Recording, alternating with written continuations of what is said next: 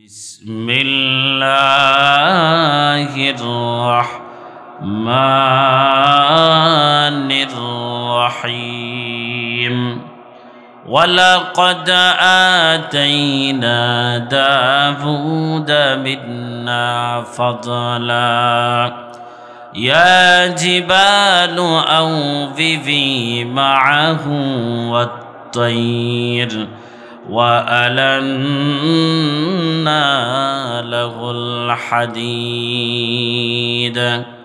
আমি যে আয়াতটি আপনাদের সামনে তিলাওয়াত করেছি এটা হচ্ছে হাফিজি কোরআন শরীফের 22 নাম্বার পারার 8 নাম্বার পৃষ্ঠার মাঝামাঝি জায়গায় অবস্থিত। এটা হচ্ছে সূরাতুস সাবার 10 নম্বর আয়াত। কত নম্বর আয়াত? 10 নম্বর আয়াত। এই আয়াত থেকে নিয়ে আমরা কিছু তাফসির শুনবো ইনশাআল্লাহ। আল্লাহ রাব্বুল আলামিন আজকে আমাদের এই তাফসিরকে কি করে নেন? কবুল করে নেন। এই আয়াতের ভিতরে আল্লাহ রাব্বুল আলামিন বলেন ওয়ালাকাদ আতাইনা দাউদা মিন্না ফাদলা, অবশ্যই আমি দাউদ আলাইহিস সালামকে আমার অনুগ্রহ দান করেছি। কে বলেছেন এই কথাটি? আল্লাহ বলেছেন। দাউদ আলাইহিস সালাম উনি এক দেশের রাষ্ট্রপ্রধান ছিলেন। কি ছিলেন? এক দেশের রাষ্ট্রপ্রধান এবং একজন নবী ছিলেন। দাউদ আলাইহিস সালাম রাষ্ট্র পরিচালনা করতেন এবং রাতের আধারে ঘুরে ঘুরে ছদ্মবেশে মানুষকে জিজ্ঞাসা করতেন, বলতেন দাউদ আলাইহিস সালাম লোকটি কেমন এবং তার রাষ্ট্র পরিচালনা কেমন। তখন সকলেই বলতো দাউদ তো একজন খুব ভালো লোক এবং রাষ্ট্র পরিচালক হিসাবেও সে একজন ভালো রাষ্ট্র পরিচালক। সুবহানাল্লাহ বলেন। কিন্তু এখন যদি প্রধানমন্ত্রী কেন, বর্তমান বাংলাদেশের যদি কোনো মেম্বার সম্পর্কে জিজ্ঞাসা করা হয়, তার বাড়ির পাশে তাকে যদি বলা হয় তোমার বাড়ির পাশে যে মেম্বার আছে সেই মেম্বারের চরিত্রটা কেমন, তাহলে পাশের বাড়ির লোক বলবে আপনি কি জানেন মেম্বার তো প্রতিদিন মদ খায়। কথা কন ঠিক কি ঠিক না? মেম্বার তো প্রতিদিন নারীবাজি করে। কথা কন ঠিক কি ঠিক না? মেম্বার তো প্রতিদিন ইউনিয়ন পরিষদ থেকে গম আর চাল চুরি করে এনে রাতের বেলায় ভাগ করে। কথা বলেন ঠিক কি ঠিক না?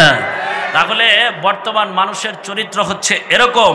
কিন্তু দাউদ আলাইহিস সালাম একজন নবী এবং এক দেশের রাষ্ট্র পরিচালক।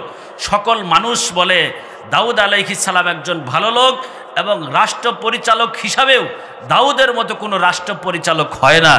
দাউদ আলাইহিস সালাম ছদ্মবেশে প্রতিদিন রাতের অন্ধকারে ঘোরাফেরা করে আর জিজ্ঞাসা করে যে দাউদ কেমন লোক এবং তার রাষ্ট্র পরিচালনা কেমন। এরকম ঘুরতে ঘুরতে ছদ্মবেশে জিজ্ঞাসা করতে করতে একজন ব্যক্তি পেয়েছে, তাকে জিজ্ঞাসা করেছে বলো তো দাউদ কেমন। ওই ব্যক্তি বললেন দাউদকে আমার খুব মনে প্রাণে ভালো লাগে।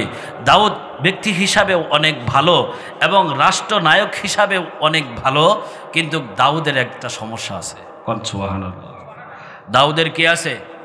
একটি সমস্যা আছে। দাউদ আলাইহিস সালাম যদি এই সমস্যাটা দূর করতে পারে তাহলে এই পৃথিবীর ভিতরে দাউদ আলাইহিস সালামের প্রতি আমি সবচাইতে বেশি খুশি হব।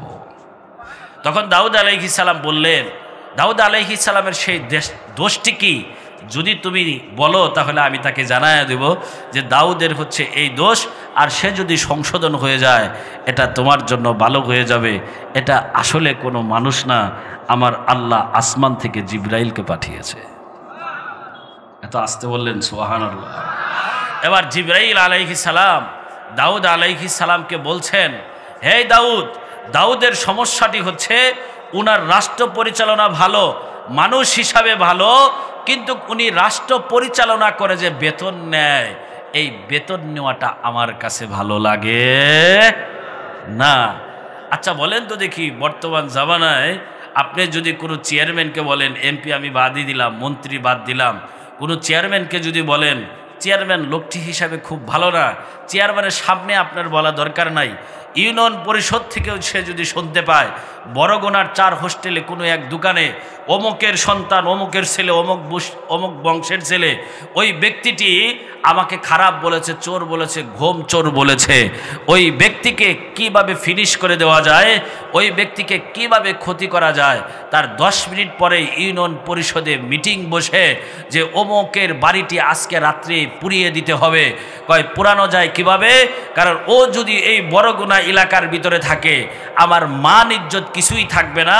ওকে যে কোনোভাবে হোক, ওকে সহ ওর বাড়িঘর সহ একটা মেসের আগুন নিয়ে নাড়ার ভিতরে আগুন ধরিয়ে দিয়ে ওর বাড়িঘরটাকে আজকে পুড়িয়ে দিতে হবে।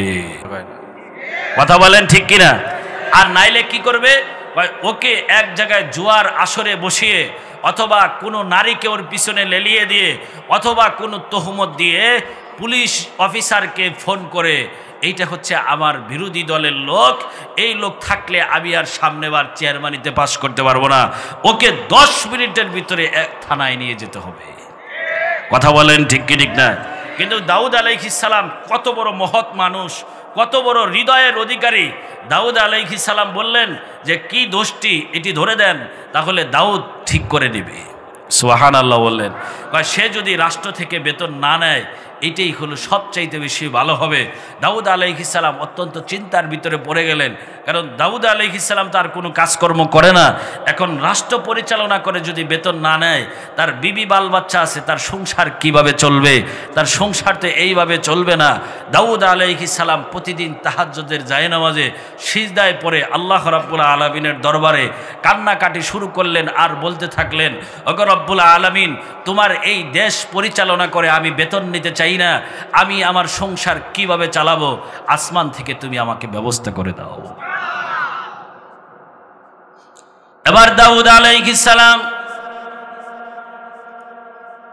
আল্লাহ রাব্বুল আলামিনের দরবারে সিজদার ভিতরে যখন কাঁদতেছিলেন, ওই সময় আল্লাহ রাব্বুল আলামিন জিবরাইল আলাইহিস সালামকে পাঠিয়ে দিলেন এবং আল্লাহ রাব্বুল আলামিনের কোরআনের এই বাণীটা শোনালেন, ওয়ালাকাদ আতাইনা দাউদা মিন্না ফাদলা ইয়া জিবালু আউযিবি মাআহু ওয়াত-তায়র ওয়া আলান্না লাহুল হাদীদ। আল্লাহ রাব্বুল আলামিন বললেন, আমি দাউদ আলাইহিস সালামের প্রতি আমার অনুগ্রহ দান করলাম। আমার অনুগ্রহ দান করেছি শুধু এই না, দাউদ আলাইহিস সালাম যখন আল্লাহর জিকির করতেন, সুবহানাল্লাহ, আলহামদুলিল্লাহ, আল্লাহু আকবার বলতেন, দাউদ আলাইহিস সালামের সাথে সাথে পৃথিবীর ভিতরে গাছপালা, তরুলতা, পাহাড় সব কিছুই আমার দাউদের সঙ্গে আল্লাহর জিকির করা শুরু করে দিত। আল্লাহ এই কথাটি কোরআনে বলেছেন, ইয়া জিবালু আউযিবি মাআহু ওয়াত-তায়র। শুধু তাই না, দাউদ কেন জিকির করবে? দাউদের সাথে তয়র পাখিও জিকির করত। দাউদের সাথে জিবাল শব্দের অর্থ হচ্ছে মাউন্টেন, এর অর্থ হচ্ছে পাহাড়। পাহাড়ও দাউদের সাথে জিকির করত। এই দাউদের সাথে জিকির করতে করতে পাহাড়, আসমান, জমিন, তরুলতা আল্লাহর প্রেমে মশগুল হয়ে যেত। কিন্তু আমরা নিমক খারাপ মানুষ, তারা কিন্তু আল্লাহকে ডাকতে চাই না। কথা কন ঠিক কি ঠিক না? মুয়াজ্জিন সাহেব যখন আজান দেয়, আসসালাতু খায়রুম মিনান নাওম, ঘুম থেকে নামাজ ভালো। আর আমি আপনি ল্যাপের তলে শুয়ে থেকে বলি, মুয়াজ্জিন সাহেব আপনি আর এই কথা বললেন না, আসসালাতু খায়রুম মিনান নাওম এর অর্থ হচ্ছে ঘুম থেকে নামাজ ভালো।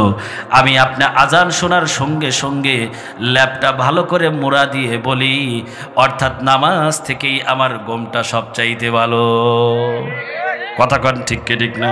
তাইলেই তো ফজরের সময় মসজিদে নামাজ পড়ার মতো লোক পাওয়া যায় না। কথা বলে। আর যদি সকলেই বলতো, এই কথাটা বিশ্বাস করতো, ঘুম থেকে নামাজ ভালো, মুয়াজ্জিনের আজান শোনার সঙ্গে সঙ্গে এর অর্থ কি আপনি কি জানেন? আল্লাহু আকবার, আল্লাহু আকবার, আল্লাহ সব চাইতে বড়, আল্লাহ সব চাইতে বড়।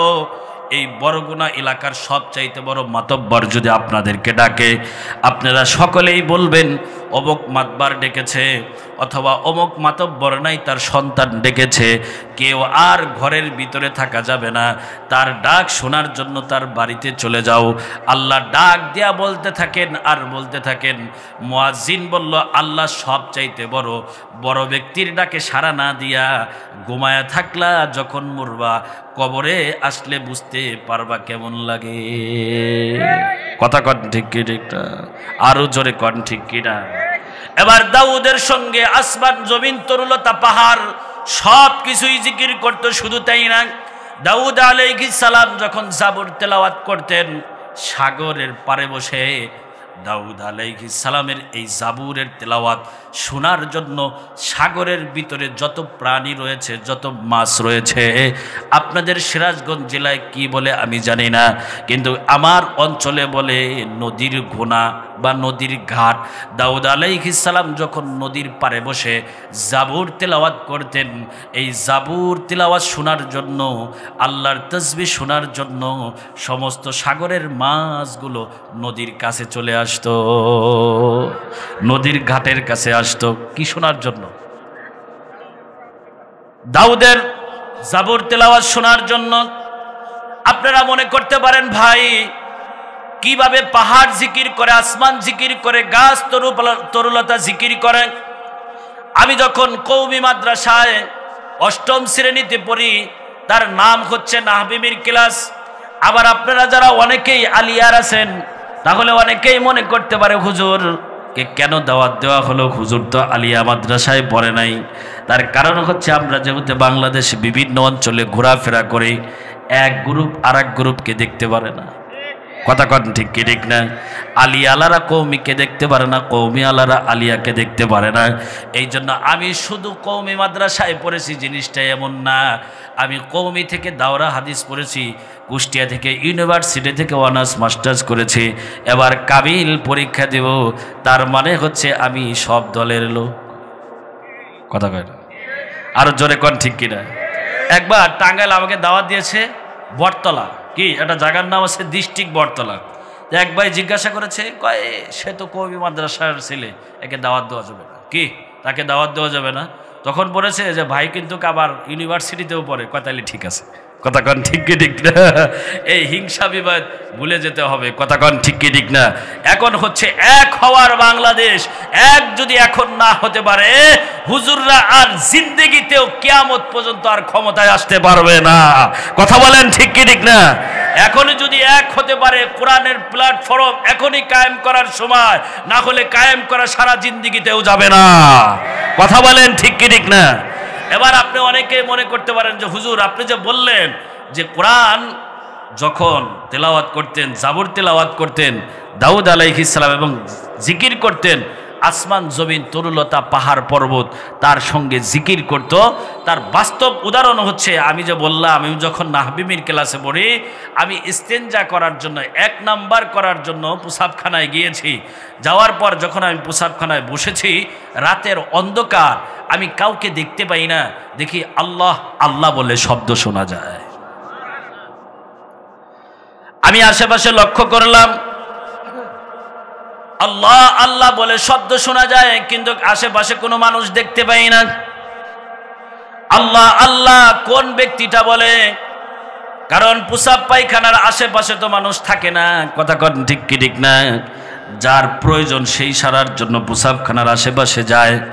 এবার আমি আর যখন কোনো মানুষ খুঁজে পেলাম না, প্রসাবখানার পাশে একটি বড় নারকেল গাছ রয়েছে, আমি একটু উপরের দিকে নারকেল গাছের দিকে তাকালাম, দেখলাম পৃথিবীর কোনো মানুষ না।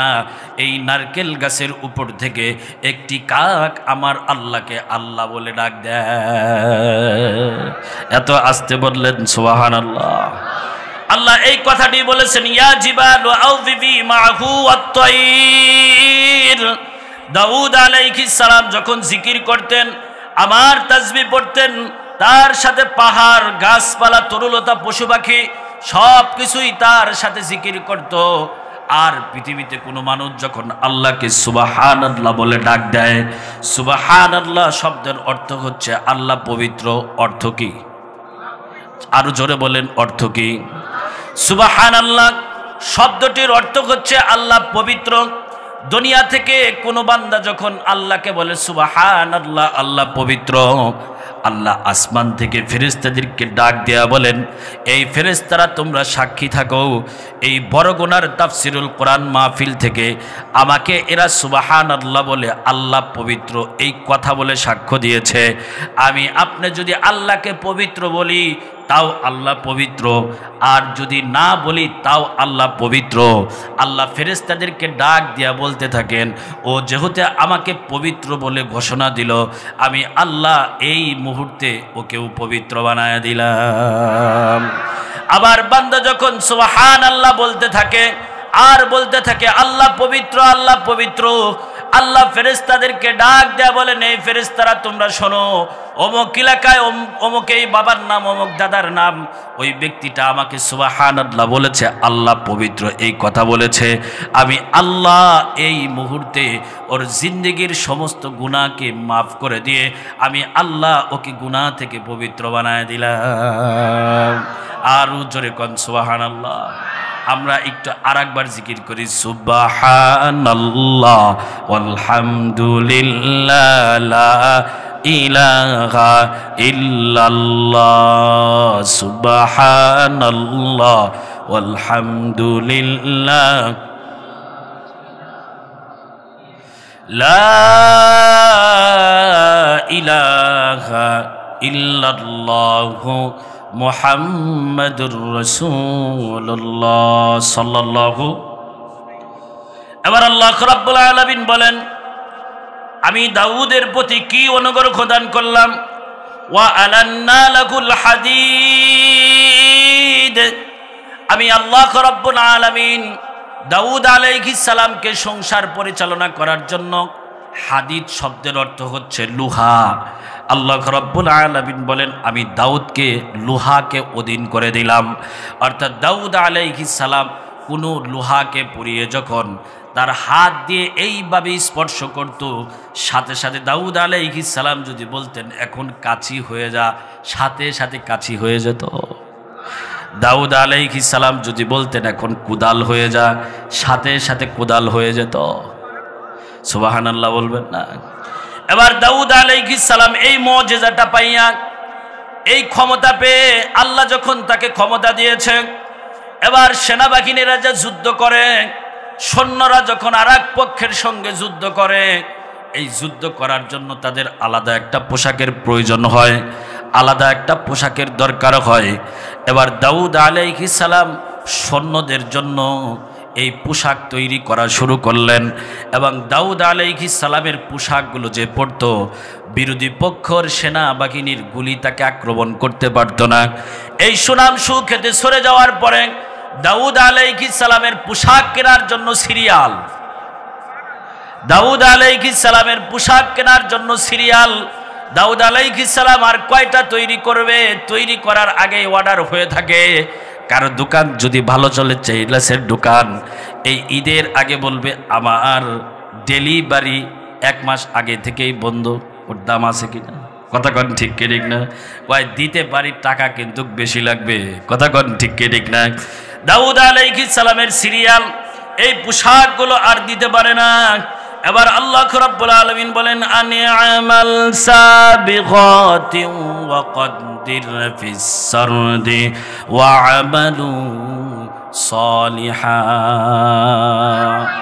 এবার আল্লাহ রাব্বুল আলামিন বলেন, দাউদ আলাইহিস সালাম এই যুদ্ধের সরঞ্জাম তৈরি করা শুরু করলো। আর যখন সুনাম সুখ্যাতি ছড়িয়ে পড়ল, সকল মানুষ পোশাক নেওয়ার জন্য সিরিয়াল ধরল। দাউদ আলাইহিস সালাম একটি পোশাক তৈরি করতেন আর বিক্রি করতেন।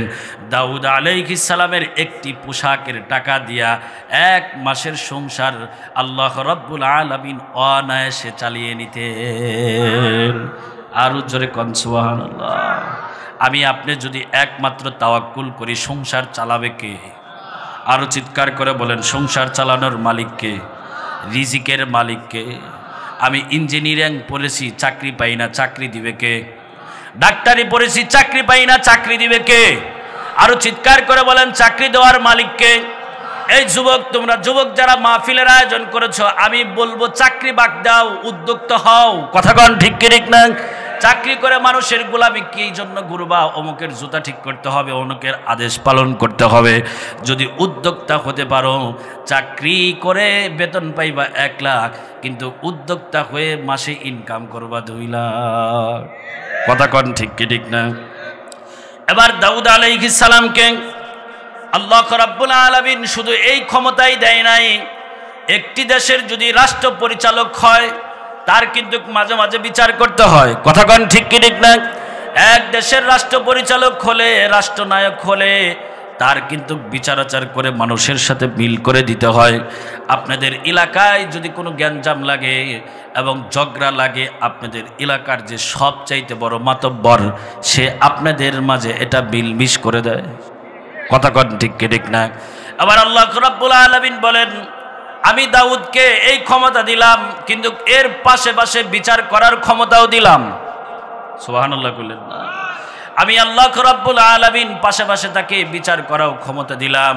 এবার আল্লাহ পবিত্র কোরআনে বলেন, ওয়া দাউদা ওয়া সুলাইমানা ইয ইয়াহকুমানি ফিল হারসি ইয নাফাশাত ফীহি গনামুল কওম ওয়া কুন্না লিহুকমিহিম শাহিদিন।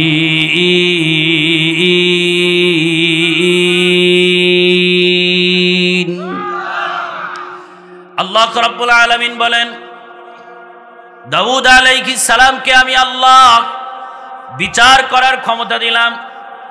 এবার দাউদ আলাইহিস সালাম সিংহাসনে বসার পরে একটি বিচার নিয়ে এসেছে। বিচারটা হলো, অর্থাৎ দাউদ আলাইহিস সালামের কাছে যে বিচারটি এসেছে, যখন দাউদ আলাইহিস সালামের কাছে বিচারটি আসলো, বিচারটা হলো এক ব্যক্তির জমি থেকে আর এক ব্যক্তির বকরি, আপনাদের দেশে বলে ছাগল, কথা কন ঠিক কি ঠিক না? বকরিও বলে ছাগল বলে, এই ছাগল বা বকরি অমুক জনের কলই ক্ষেত খেয়ে ফেলেছে। এবার যে কলই ক্ষেতের মালিক, জমির মালিক, সে এসে দাউদ আলাইহিস সালামকে বিচার দিয়েছে, ওগো দাউদ পয়গম্বর, আমার তো অমুকের বকরিগুলো আমার জমিন খেয়ে সব শেষ করে ফেলেছে। এবার দাউদ আলাইহিস সালাম বললেন, ওই বকরির মালিককে ডেকে নিয়ে আনো।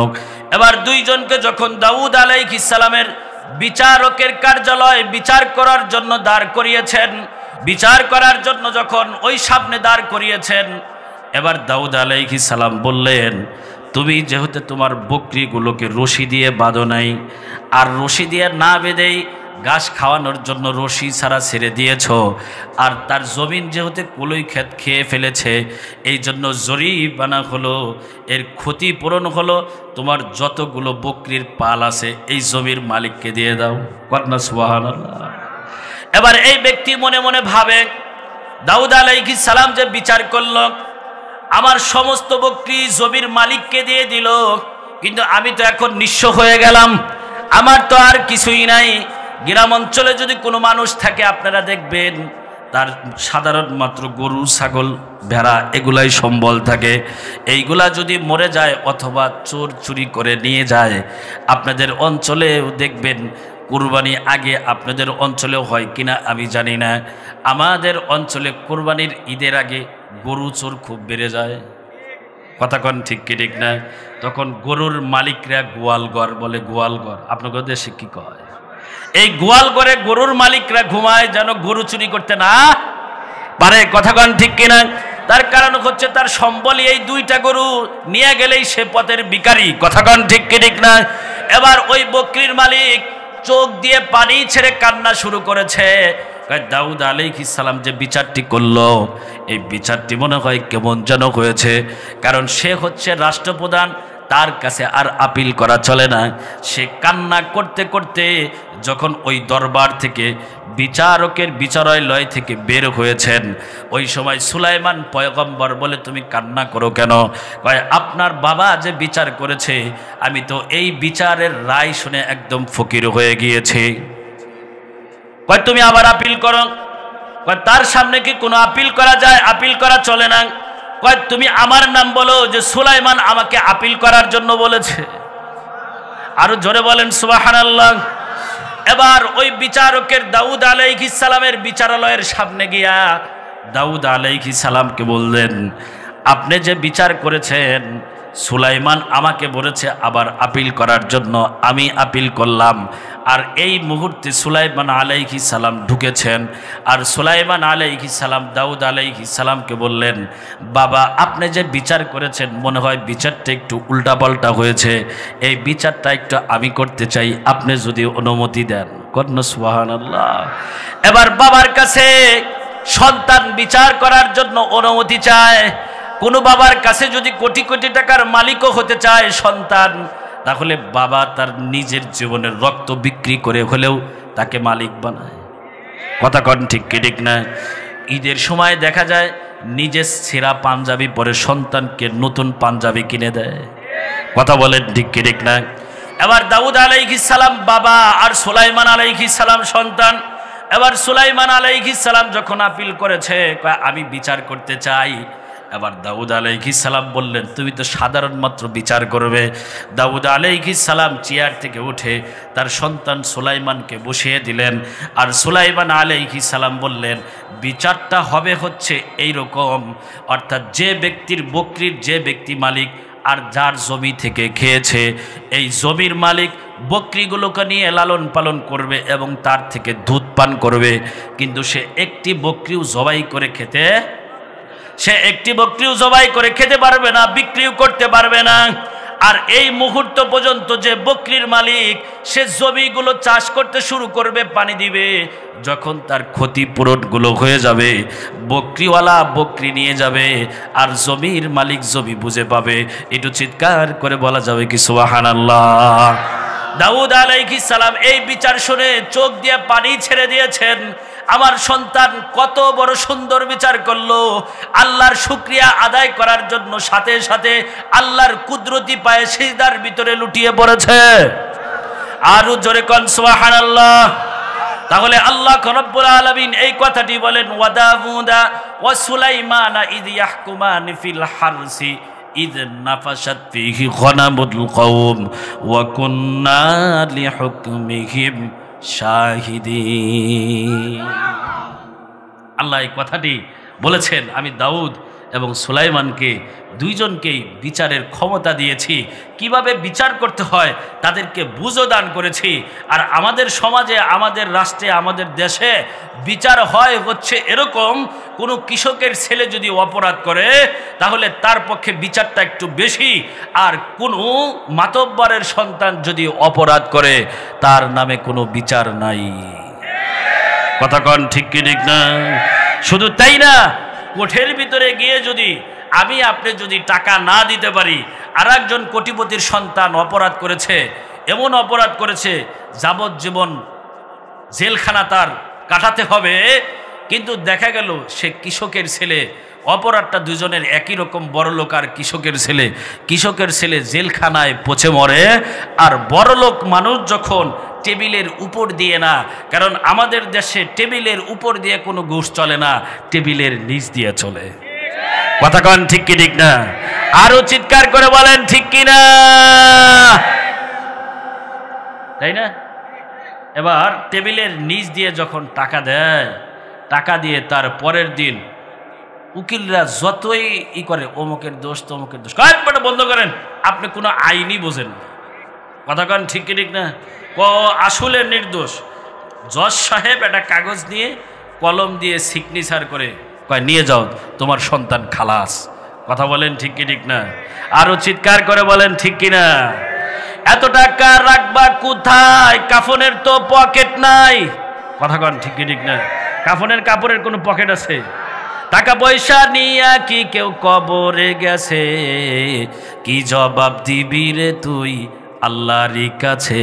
তুই কি জবাব দিবি রে তুই আল্লাহরই কাছে? কথা কন ঠিক কি ঠিক না?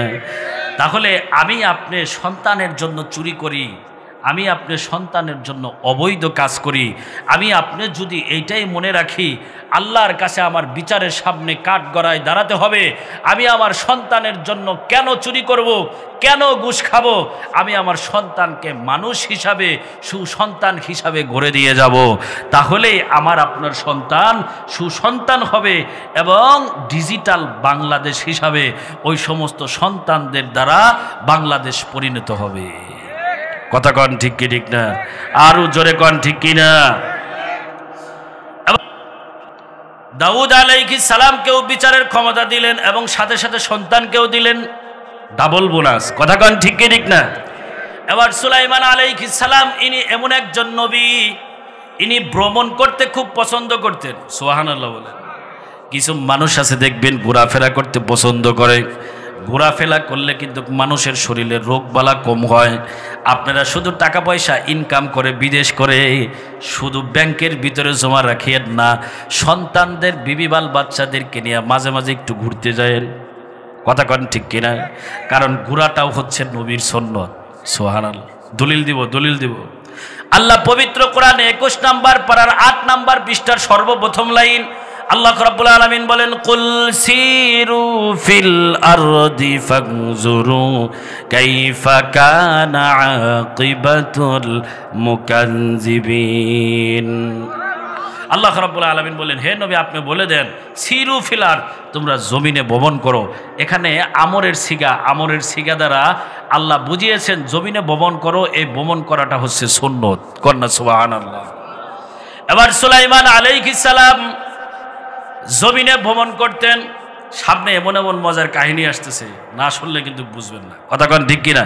এই জন্য কোথা থেকে কোথায় গেলাম এটা কিন্তু খুব খেয়াল করে মনে রাখবেন। কিন্তু যদি একটু ছুটে যায় তাহলে পরে আফসোস করবেন যে এত সুন্দর তাফসিরটা একটু ছুটে গেল মাঝখান দিয়ে। কথা কন ঠিক কিনা? পরশুদিন এই তাফসিরটাই সখীপুর করেছি, কি আমি 2 ঘন্টা করার পরেও ওই জায়গার জনগণ বলেছে যে হুজুর আরও বলেন। আমি কই আমার গলায় আর কোলাচ্ছে না, আমি আর পারবো না। কথা কন ঠিক কিনা? তাহলে মাত্র মাঝখানে ঢুকছি, খুব খেয়াল মনোযোগ সহকারে শুনেন, যদি একটু অমনোযোগী হয়ে যান তাহলেই ছুটে যাবে। কথা কন ঠিক কি ঠিক না? আবার সুলাইমান আলাইহিস সালাম খুব ভ্রমণ পিপাসু মানুষ ছিলেন, খুব ভ্রমণ করতে খুব ভালোবাসতেন। এবার সুলাইমান আলাইহিস সালাম মনে মনে চিন্তা করলেন, আমি এমন একটা দেশে যাব, এমন একটা রাষ্ট্রে যাব যেদিকে চোখ দিয়ে তাকাইলেই শুধু দেখা যায় সবুজ গাছপালা তরুলতা। এবার তার মন্ত্রীরা বলল, তাহলে আপনার যেতে হবে সিরিয়ায়। কোন দেশে? কারণ সিরিয়ার আবহাওয়াটা অনেক ভালো। কথা কন ঠিক কি ঠিক না? এবার সুলাইমান আলাইহিস সালাম তার সমস্ত মন্ত্রীদেরকে নিয়ে, এবার সমস্ত বাহিনী নিয়ে, উট ঘোড়া সব কিছুকে নিয়ে সুলাইমান আলাইহিস সালাম ভ্রমণ করার জন্য সিরিয়ায় যখন চলে গেলেন, চলে যাওয়ার পরে শুধু মরুভূমি আর মরুভূমি। আপনারা সিরাজগঞ্জের জেলার অনেক থানায় আপনারা দেখেছেন যমুনার পাশে শুধু বালি আর বালি, আশেপাশে 2-3 মাইলের ভিতরে কোনো বাড়িঘর নাই। কথা কন ঠিক কিনা? সুলাইমান আলাইহিস সালাম যেই জায়গায় গিয়েছেন মরুভূমিতে শুধু বালি আর বালি, কোনো বাড়িঘর নাই, এবং আল্লাহ রাব্বুল আলামিনের প্রাকৃতিক অনেক গাছপালা, এইটা দেখার জন্য গিয়েছেন। গাছপালা তরুলতা নদী, এই দৃশ্যগুলা দেখার জন্য সুলাইমান গিয়েছেন। কিন্তু পানি এখন কোথায় পাবে? সুলাইমান আলাইহিস সালাম একদম মরুভূমির মাঝখানে, আশেপাশে বাড়িঘর নাই, পানিও নাই। সুলাইমান আলাইহিস সালাম এখন নামাজ আদায় করবেন। নামাজ আদায় করতে হলে তো ওযু করার দরকার, আর ওযু যদি না করে তাহলে নামাজ কি পড়া যাবে? কিন্তু আমাদের সময় এমন অনেক মানুষ আছে যারা ওযু ছাড়াও নামাজ পড়ে। কথা আছে, আপনি জানেন না? আছে যে ওযু ছাড়াও নামাজ পড়ে, এই শীতের সময় ভয়ে ওযুই করে না। কথা কন ঠিক কিনা? আবার যে ওযু করে তাও অর্ধেক করে, আধা মিনিটে ওযু শেষ। কথা কন ঠিক কি ঠিক না? তাহলে পরিপূর্ণ অঙ্গ যদি ধৌত না করাও হয় তাহলে ওই ওযু কিন্তু কার ওযু হবে না। কথা কন ঠিক কি ঠিক না? এবার সুলাইমান আলাইহিস সালাম নামাজ পড়ার জন্য ওযু করবে, কিন্তু পানি নাই। এবার সুলাইমান আলাইহিস সালামের একজন ওয়াটার মন্ত্রী ছিল, ওয়াটার মন্ত্রী মানে পানি মন্ত্রী। সুলাইমান আলাইহিস সালামের এক একজন মন্ত্রী এক একটা কাজ পরিচালনা করতেন। এই ওয়াটার মন্ত্রী, পানি মন্ত্রী সুলাইমান আলাইহিস সালামকে পানি এনে দিতেন। এবার সুলাইমান আলাইহিস সালাম বললেন, আমার পানি মন্ত্রী কোথায়? তাড়াতাড়ি আমাকে পানি এনে দাও, আমি নামাজ পড়ব উজু করে। এবার আর পানি মন্ত্রীকে খুঁজে পাওয়া যায় না। এবার পানি মন্ত্রীকে যখন খুঁজে পাওয়া যায় না, তার অন্য মন্ত্রীদেরকে জিজ্ঞাসা করে, কয় কিরে আমার পানি মন্ত্রী, ওয়াটার মন্ত্রী কোথায় গেল? কয় আপনার পানি মন্ত্রী কোথায় গেল? আমরা তো তা দেখি নাই, কিন্তু একবার শুধু দেখেছি সে আসমান দিয়ে উড়াল দিয়ে কই যেন চলে গিয়েছে। পানি মন্ত্রী উঠতেও পারে, সুবহানাল্লাহ বলবেন না? আমাদের দেশের পানি মন্ত্রী কি উঠতে পারে? কিন্তু সুলাইমান আলাইহিস সালামের পানি মন্ত্রী আকাশে উঠতে পারে। এবার সুলাইমান আলাইহিস সালাম যখন বললেন পানি মন্ত্রী কোথায় গেল? কয় পানি মন্ত্রীতে উড়ে গিয়েছে, আমরা তো আর দেখতে পাই না। কয় এখনো তো উনি আসে নাই। এবার আল্লাহ রাব্বুল আলামিন পবিত্র কোরআনের ভাষায় 19 নাম্বার পারার 17 নাম্বার পৃষ্ঠা আল্লাহ রাব্বুল আলামিন এই ভাষাটি তুলে ধরেছেন। ওয়াতাফাক্কাদাত الطير فقال ما لي لا أرى الهدهد أم كان من الغائبين। আবার আল্লাহ রাব্বুল আলামিনের ভাষায় সুলাইমান আলাইহিস সালাম বললেন, ওয়াতাফাক্কাদাত তাইরা ফাকালা মা লিয়া লা আরাল হুদহুদ, পাখিটি কোথায় হারিয়ে গেল? মা লিয়া লা আরাল হুদহুদ, আমি তো আজকে হুদহুদকে দেখতে পাচ্ছি না। আম কানা মিনাল গায়িবিন, কোথায় আজকে অদৃশ্য হয়ে গেল? সে তো আমার কাছে যাওয়ার সময় ছুটিও নিয়ে গেল না, আমার কাছ থেকে যাওয়ার সময় পারমিশন নিয়ে গেল না। ওই হুদহুদ আজকে আসুক, ওকে আমি আজকে কঠিন শাস্তি দিব। এবার আল্লাহ রাব্বুল আলামিনের ভাষায় তারপরে আয়াতে বলেন, লাউ আযিবান্নাহু আযাবান শাদীদা আও লা আযবাহান্নাহু আও লা ইয়াতিয়ান্নি বিসুলতানিম মুবিন। এবার আল্লাহ রাব্বুল আলামিনের ভাষায় সুলাইমান আলাইহিস সালাম বললেন, পানি মন্ত্রী যেহেতু আমার অনুমতি ছাড়া গিয়েছে, আমি ওকে সর্বপ্রথম শাস্তি দিব। লাউ আযিবান্নাহু আযাবান শাদীদা, আল্লাহ এই কথাটি বোঝানোর জন্য 4 বার তাকিদ শব্দ উচ্চারণ করেছেন। তাকিদ মানে আমরা বাংলায় বলি অবশ্যই, কি বলি? আর ইংলিশে বলি অফকোর্স। কথা কর ঠিক কি ঠিক না? এবার আল্লাহ এটাকে বোঝানোর জন্য 4 বার এই শব্দটি ব্যবহার করেছেন। লাউ আযিবান্নাহু, লাম হচ্ছে একটা তাকিদ মানে অফকোর্স, আবার আযিবান্নাহু এটা হচ্ছে আরেকটা তাকিদ, আযাবান এটা আরেকটা তাকিদ, শাদীদান এটা হচ্ছে আরেকটা তাকিদ। মোট 4 বার খুব জোরের সাথে বলেছেন আমি হুদহুদকে কঠিন শাস্তি দেব। আর দ্বিতীয় নাম্বার যে শাস্তিটা দিব, আউলা আযবাহান্নাহু, অথবা তাকে জবাই করে ফেলবো, হত্যা করে ফেলবো। কন্না সুবহানাল্লাহ। তাকে আমি 2টা শাস্তি দিব। আর 3 নাম্বার যদি আউলা ইয়াতিয়ান্নি বিসুলতানিম মুবিন, সে যদি সুস্পষ্ট কোনো দলিল নিয়ে আসতে পারে তাহলে আমি তাকে মাফ করে দেব। কন্না সুবহানাল্লাহ। সুলাইমান আলাইহিস সালাম যখন এই কথা বললেন, তার একটু পরেই হুদহুদকে আসমানে দেখা যায়। হুদহুদকে যখন আসমানে দেখা যায়, আর সমস্ত মন্ত্রীরা বললেন আপনার পানি মন্ত্রী হুদহুদ চলে এসেছে, ওই যে আসমানে দেখা যায়। এবার যখন এসেছে, আসার পরে বললেন তুমি আমার অনুমতি ছাড়া, আমার পারমিশন ছাড়া তুমি আজকে কোথায় গিয়েছিলে? তোমাকে কঠিন শাস্তি দেওয়া হবে। কি শাস্তি আমি ধার্য করেছি, তুমি সে শুনেছেন কিনা? কয় হ্যাঁ আমি শুনতে পেলাম, আপনি নাকি আমাকে কঠিন শাস্তি দিবেন, নাইলে হত্যা করে ফেলবেন, আর যদি দলিল নিয়ে আসতে পারি তাহলে মাফ করে দিবেন। তারপরে বললেন, পানি মন্ত্রী বললেন, ওগো পয়গম্বর সুলাইমান, আমি এমন একটা রাষ্ট্রের কাজে পরিচালনা করতে গিয়েছিলাম, রাষ্ট্রের সংবাদ আমি আনার জন্য গিয়েছিলাম। আপনি যদি ওই দেশের সাথে ব্যবসা করতে পারেন, আপনি যদি ওই দেশের সাথে সম্পর্ক রাখতে পারেন, তাহলে আপনার রাষ্ট্র পরিচালনা সহজ হবে এবং আপনার দেশের ভিতরে ব্যবসাও খুব ভালো হবে। সুবহানাল্লাহ বলেন। এবার হুদহুদ পাখি কি বললেন সুলাইমানকে?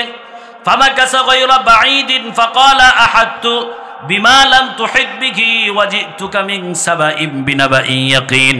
সে যখন কিছুক্ষণ সময়ের জন্য অনেক দূরে ছিল, এবার হুদহুদ বললেন আমি যা জানি তুমি তা জানো না। সুবহানাল্লাহ বলেন। হুদহুদ পাখি সুলাইমান আলাইহিস সালামকে বললেন আমি যা জানি তুমি তা জানো না, আর তুমি জানবা কিভাবে? তোমার বাবাও তো জানতো না। আরো জোরে বলেন সুবহানাল্লাহ। আমি এমন একটা দেশে গিয়েছিলাম, আর এমন একটা দেশের থেকে এসেছি, ওয়াজিতুকা মিন সাবাইম বিনাবাইন ইয়াকিন, আমি তোমার কাছে সাবা দেশ থেকে এসেছি। কি সাবা? সেই দেশের নাম হচ্ছে সাবা। আর আমি সর্বপ্রথম যে সূরাটি তিলাওয়াত করেছিলাম সেই সূরার নামও কিন্তু সাবা। কথা কন ঠিক কি ঠিক না? এবার বলেন ওয়াজিতুকা মিন সাবাইম বিনাবাইন ইয়াকিন, আমি সাবা দেশ থেকে তোমার কাছে এসেছি, যে সমস্ত জিনিস নিয়ে এসেছি এবং দেখে এসেছি সেটা ইয়াকিনীভাবে, বাস্তবভাবে। এবার সুলাইমান আলাইহিস সালাম বললেন, তুমি কি দেখেছো, কি দেখেছো?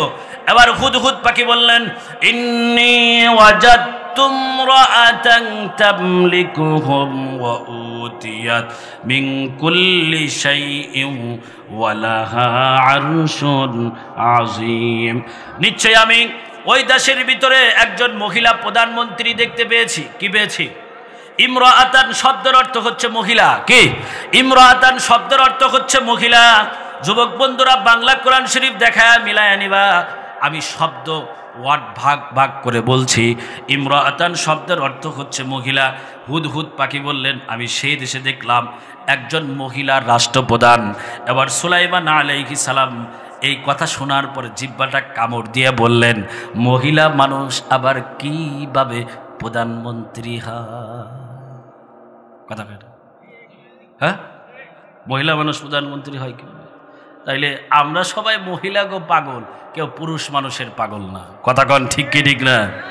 এবার বললেন, আমি একজন মহিলাকে দেখলাম সেই দেশের রাষ্ট্রপ্রধান, ওয়া উতিয়াত মিন কুল্লি শাইইন ওয়া লাহা আরশুন আযীম, আর তাকে একটা বিশাল বড় সিংহাসনও দেওয়া হয়েছে। সুবহানাল্লাহ বলেন। এবার সুলাইমান আলাইহিস সালাম বললেন, তারা কি মুসলমান নাকি হিন্দু না খ্রিস্টান না বৌদ্ধ? আবার হুদহুদ পাখি বললেন, ওয়াজাদতুহা ওয়া কওমাহা ইয়াসজুদুনা লিশ-শামসি মিন দুনিল্লাহ, আমি তাদেরকে সেখানে পেয়েছি, সেই কওমকে আমি পেয়েছি, ইয়াসজুদুনা, তারা সিজদা করে, লিশ-শামসি, সূর্যের। কিসের সিজদা করে? জোরে বলেন কিসের? আবার বলেন, আরো জোরে বলেন, কার সিজদা করে? আরো চিৎকার করে বলেন, কার সিজদা করে? একমাত্র আল্লাহকে ছাড়া অন্য কাউকে সিজদা করা যাবে? আরো জোরে বলেন, গায়রুল্লাহকে সিজদা করা যাবে? মাজারে গিয়ে সিজদা করা যাবে? মাজারে গিয়ে সন্তান চাওয়া যাবে? পিসাবের দরবারে গিয়া পিসাবের পায়ে পড়ে সিজদা করা যাবে? কিন্তু তারা কি করে? ইয়াসজুদুনা লিশ-শামসি মিন দুনিল্লাহি, আল্লাহকে বাদ দিয়ে তারা সূর্যের পূজা করে, সূর্যের সিজদা করে। আবার সুলাইমান আলাইহিস সালাম বললেন, এটা আবার তারা কিভাবে করে? এবার তারপরে বললেন, ওয়াজাইয়ানা লাহুমুশ শাইতান, শয়তান তাদের কাছে ওই কাজটাই সুন্দর করে দিয়েছে। আর যে খারাপ কাজ যেই করে তার কাছে ওইটা বড় ভালো লাগে। যে ডাকাতি করে তার কাছে ডাকাতি ভালো লাগে, যে বাটপারি করে তার কাছে বাটপারি ভালো লাগে, যে চিটিংবাজি করে তার কাছে চিটিংবাজি ভালো লাগে। কথা কন ঠিক কি ঠিক না? ওইটাকে সে খারাপ কাজ মনে, এটাকে সে ভালো কাজ মনে করে। এবার তারপরে বললেন, ফাসাদ্দাকুম আনিস সাবিলি ফাহুম লা ইয়াহতাদুন, এবার তারা যে এই খারাপ কাজ করে, শয়তান তাদের কাছে এটাই সৌন্দর্য বানিয়ে দিয়েছে, আর এই কারণেই তারা আল্লাহর রাস্তা থেকে তারা বিফল হয়েছে, গাফেল হয়েছে, তাদেরকে বাধা দিয়েছে। ফাহুম লা ইয়াহতাদুন, অতঃপর তারা আর হিদায়াত পায় না, অর্থাৎ আল্লাহকে তারা আর চিনতে পায় না। এবার যখন এই কথাগুলো বললেন, কথাগুলো বলার পরে সুলাইমান আলাইহিস সালাম বললেন, তারপরেও তোমাকে মাফ নাই, তুমি ভালো করে দলিল দিতে পারো নাই, আমি তোমাকে আরেকটু পরীক্ষা করব, তোমার কাছে আরেকটু আমি প্রমাণ নেব। আমি একটা চিঠি লিখে তোমার কাছে দিয়ে দেব, এই চিঠিটার প্রমাণ যদি তুমি নিয়ে আসতে পারো তাহলে আমি সুলাইমান তোমাকে মাফ করে দেব। কন্যা সুবহানাল্লাহ, আর চিৎকার করে বলেন সুবহানাল্লাহ। এবার তারপর আল্লাহ রাব্বুল আলামিন বলেন, ক্বালা সানানজুরু আসাদাকতা আম কুনতা মিনাল কাযিবিন। সুলাইমান আলাইহিস সালাম বললেন, তারপরে আমি দেখব তুমি কি সত্য কথা বলো না মিথ্যা কথা বলো। আমি তোমাকে একটা চিঠি লিখে দেই, এই চিঠিটা তুমি নিয়ে সেই রানী বিলকিসের কাছে চলে যাও। কন্যা সুবহানাল্লাহ।